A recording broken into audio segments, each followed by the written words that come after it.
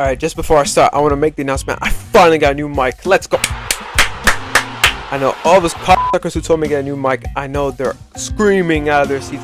I'm just kidding. If you say something about my mic, you're not cock. I know this was a long time coming, and it's here now. Let's take it in. But enough talking about that. Let's get into the meat. Okay, so I know it's been a while since I've done like a spoiler video for Ultimate Spider-Man, and I can't lie, I didn't do a video for last issue because the issue was kind of mid. But holy f, this issue 16 has jump-started my heart into a whole other realm of I don't even know. You know what's crazy? I wasn't even that excited for this issue because I thought it was gonna be Messina again.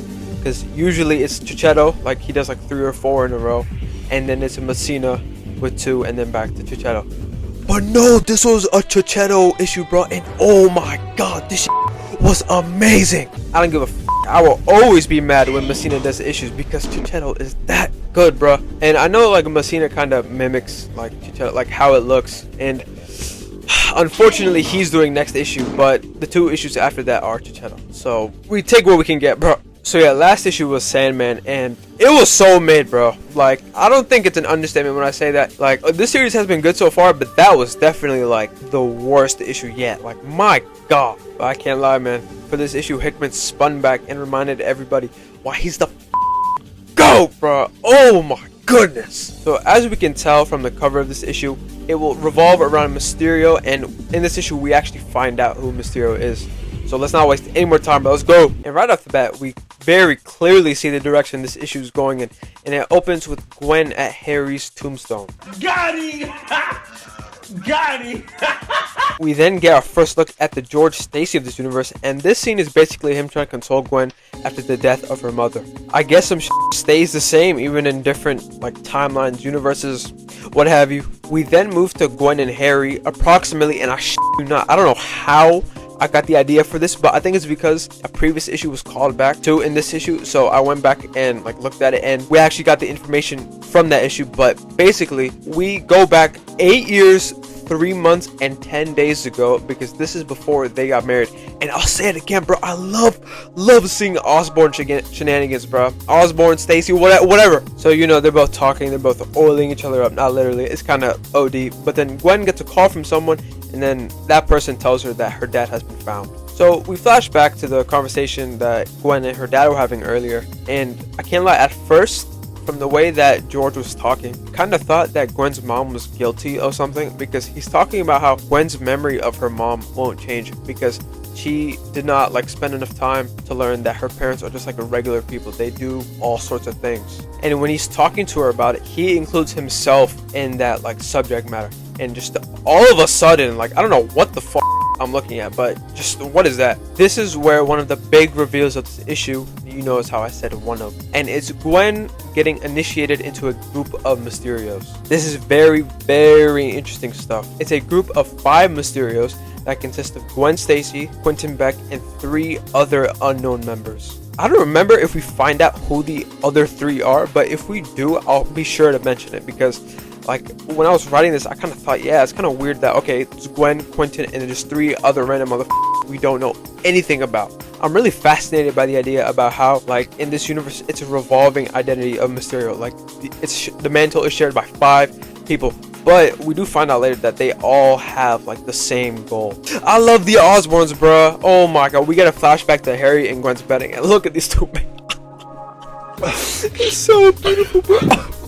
Bro, listen, I'm gonna be 100% honest. I wouldn't even be mad if they rebranded this book to Ultimate Green Goblin, bro. I'm there. Like, I'm not sure if it's because of Hickman or maybe like the circumstances surrounding Peter. But Harry and Gwen are way more interesting to read about than Peter and MJ. Like, my god. And then out of nowhere, Norman Osborn comes out and just starts immediately talking his son. Bro, you are not Chris Eubank Sr. You must be mad. You must be mad. I would never be in your corner. You're a disgrace. He tells Gwen, like, to her face that she could have done better, bro. Oh, nah. Fortunately for us, Gwen has bars, bro. She said the same thing to his wife, bro. Bars, son. She has bars. Norman tries to laugh that shit up, like, and then I shit you not, verbatim, like, he tells Gwen, and I quote, to not forget what she was put on this earth to do. What? Sir, who are you? Why are you telling me this? Bro, we just met. Listen, if I'm Gwen, I'm shooting him in the mouth. That's just me though. Bro, I love all the flashbacks we're getting with Harry and Gwen, bro. This is great shit. So this is a Christmas flashback, and once again, my go Harry is saucing up Gwen. He gets her an absolute banger of a gift, and it's a book called The World That Is and The World That Was by Jericho Drum. I'm not gonna lie, when I was reading this, I kind of had no clue who that was, but I looked him up, and he's actually Brother Voodoo. Very, very interesting. I think we can safely assume that this book that Harry bought her is in reference to the split timeline caused by the maker. Like, come on. Harry paid a mega ton of money for an original copy, and that makes sense because there's no way the maker would want that just floating around in like the open ether. So at this point in time, right, Harry isn't really aware of the maker shenanigans that are happening, so he kind of just writes the book off like just, you know, conspiracy bullshit Gwen is into. But then Gwen corrects him by basically just mentioning the stuff I just said. There's basically two timelines, the Prime universe and then this one, and that's the real reason that nobody can find this book anywhere, because it's the only thing discussing, like, okay, we're just not going to talk about, you know, this other timeline. Okay, so flash forward some amount of time, and we see the Mysterios discovering and talking about what the maker has done to this world and what they plan to do about it, bro. This is so good. Quentin Beck suggests just releasing all this information everywhere immediately, but Gwen says that they can't fly too close to the sun, or else the same thing that happened to her father will happen to them. Also that they, I quote, need a better delivery system. Like, okay. I'm gonna go out on a limb and say that probably what happened was that her dad tried to expose the maker like by himself, but, you know, probably didn't end up how he wanted it to. You know, it's just a theory, And then we get my beautiful family in their best outfits drawn by Chichetto. God damn it, bro. I wish Chichetto do every issue. Could you imagine issue 4 with this art, bro? Oh my god, bro. How much money do I have to pay him to go back and just like redo everything in his style? Oh my goodness. Okay, that's besides the point. This is some crazy shit. Okay, so we flash back to issue 4. Good times, bro. Good times. And this is also where you know, the like specific dates, like 8 years, this many months, this many. I'm pretty sure that came from this issue. So yeah, back to issue 4. Peter, MJ, Harry, and Gwen talking at dinner. And bro, this is crazy. So we see like that this whole time. I'm not sure if it's like another Mysterio or if it's Gwen's like consciousness personified as Mysterio. Well, it's talking mad shit. Like when Gwen is talking about like, oh, considering kids, the Mysterio's like, nope, you're lying. And then when Harry unknowingly gives the real reason, Mysterio's like, yep, that's bars, son. Like even when she went to the bathroom with MJ, it's kind of crazy. Like Mysterio's like the dialogue, bro. So we flash forward 6 months, nice, to issue 10. It's not explicit as to how much time skips, but we can tell it's issue 10 because Harry talks about how, you know, like the paper Ben and Jonah, they thought Gwen was the Green Goblin and not Harry. They also discuss how Ben and Jonah did not care at all for the superhero stuff as much as they did the Maker Files. I can't lie, this dialogue is hilarious. Harry's like, oh, they thought you were the Green Goblin, and then Gwen's like, oh, that's hilarious. And then Harry's like, oh yeah, could you imagine if you were the Green Goblin? Is on her Walter White timing, bro. I'm gonna need her to stop. You got me.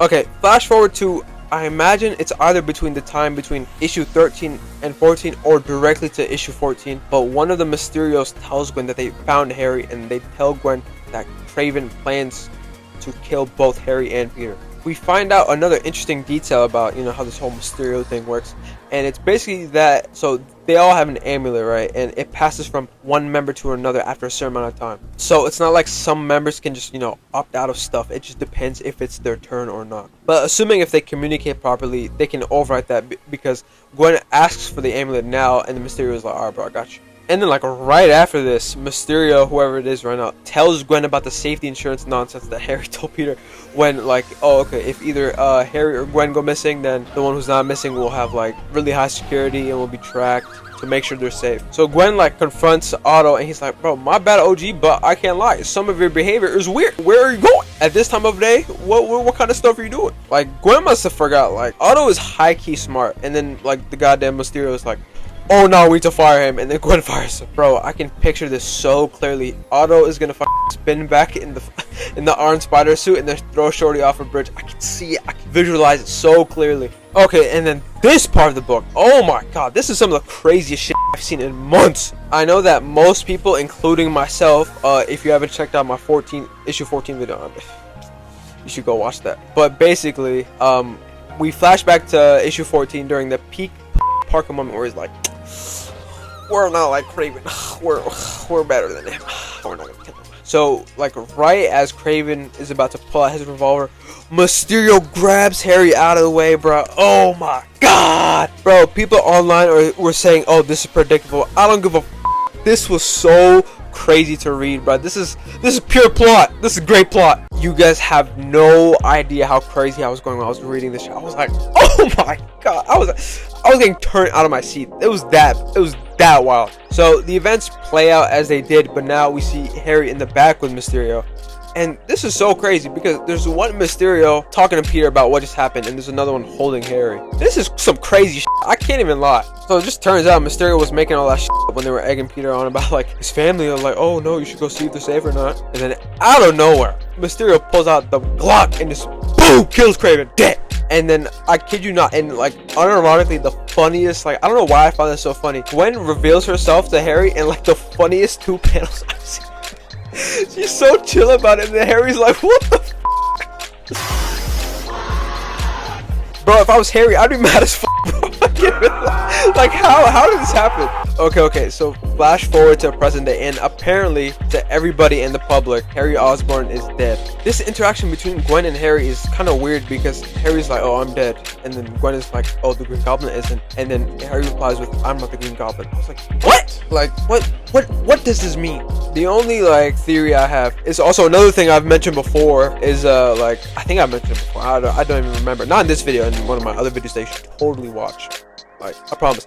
But it was that the AI in the Green Goblin suit would take over, and that's how like Norman would kind of join the story. That would be so f***ing like sick. I can't lie. But I don't know. Then I don't know how that would work. But it would be cool. Harry asks Gwen like, "Shorty, why didn't you tell me before? Like, you're a Mysterio?" And then she actually gives like kind of like a fire answer, bro. I can't lie. And she basically tells him that like that's how she grew up, and it was a part of her life before he was. And I'm like, okay, I can't even get mad at that. That's bars, unfortunately. Harry very reasonably says that he doesn't want her to lie to him, and then she says, I kid you not, bro. She says that some bullshit about, you know, I'm Mysterio and I'm gonna be mysterious. I'm like, get the fuck out of here, man. And then Harry just don't give a fuck, bro. He says they'll figure it out, and they just both walk off. Holy fuck. Wow, bro, what an issue. And then in the bottom it says next issue is Harry's War, which I'm hyped for, but unfortunately it is drawn by Messina. I'm sorry, I'm not sure why I have such a hate boner for Messina just all of a sudden, but I have a theory. It's probably because I just finished reading Zdarsky's Daredevil, and Chichetta's art in that was, God, man, that was fantastic. If you haven't read it, you probably should. It's in like it's collected in Omni format now, so do that. Again, bro, one issue. I'm sure like the burning question among everybody's mind is that how is this gonna affect Peter and Harry's relationship? Like, yeah, bro, you faked your death and then your wife killed the dude who kidnapped us. Realistically, he should only get mad at the fake death part, but at the same time, it's not like that's what Harry was trying to do in the first place. But at the same time, I'm wondering why, because at this point, like in this issue, we got nothing about Peter, right? So I'm just assuming that they've led Peter to just believe that Harry died that day. I'm positive we're gonna get like a confrontation between the two, and it's gonna be so good. I'm also still wondering like if the rest of the Mysterios are people we know or if they're just randoms. And I'm like 98% sure they're randoms because our cast so far is not very big, and I would be very surprised if anybody else but Gwen was also happened to be Mysterio. Like, come on, bro. You guys know at this point, bro, I'm an Osborn glazer, bro. I love the additional depth we got for both Harry and Gwen, bro. This is the shit I need. This is the shit I live for. It's so good. We got absolutely no Peter and MJ this issue, but low-key, I don't give a f. Anyways, if you enjoyed this video, please leave a like and subscribe. Comment what you thought about this issue and like how you feel about like you know the direction they're taking. Let me know if you like my microphone, and I'll see you guys in my next video.